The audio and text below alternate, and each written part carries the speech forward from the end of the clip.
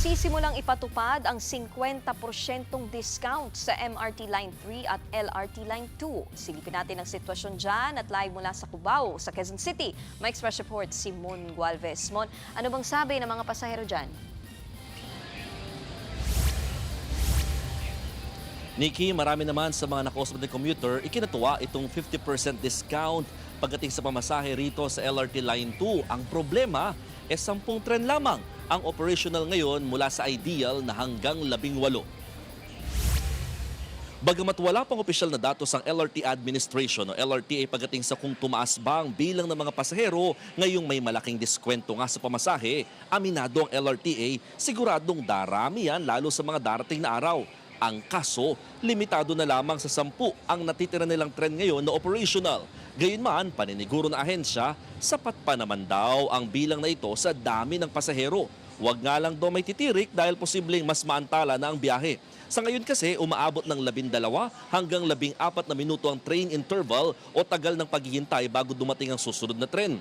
Sa inisyal na tansya ng LRTA, aabot sa 35 million pesos ang kakailanganin nilang subsidy mula sa gobyerno kada buwan. Yan ay para mapunan ang nawalang kita mula sa diskwento sa mga mananakay bilang tulong ng pamahalaan sa taas ng presyo ng petrolyo.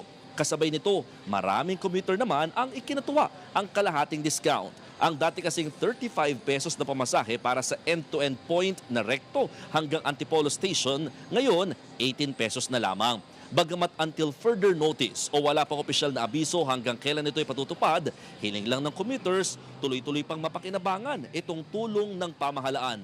Narito ang ilang pahayag ng mga nakausap namin. I hope sana magtagal pa talaga para at least makatipid din, mabawasan yung gastos. At least nagagamit ko yung 20 pesos sa ibang pagkain, dagdag pagkain, ganun. Sana tuloy-tuloy. Bakit? Para matagal pa yung trabaho namin, nakaka-menos. Sana tuloy-tuloy, wag dingas pugos. Baka pakitang lang. Sagad na kami ng tren.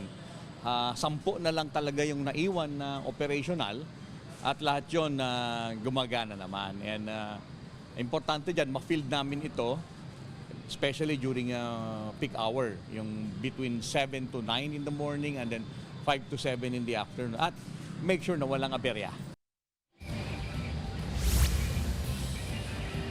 Nikki, muling pagilinaw ng LRTA, wala nang dagdag na diskwento para sa mga estudyante, senior citizen at PWD na dati nang mayroong 50% discount sa tuwing sumasakay sila dito nga sa LRT Line 2. Ibig sabihin, hindi nakakailanganin ngayon ng mga ID o mga card na kailangan ipakita oras na sasakay nga ng LRT Line 2 para maka-avail ng discount dahil para na ito sa pangkalahatan sa ngayon or pansamantala na ipinatutupad sa ngayon.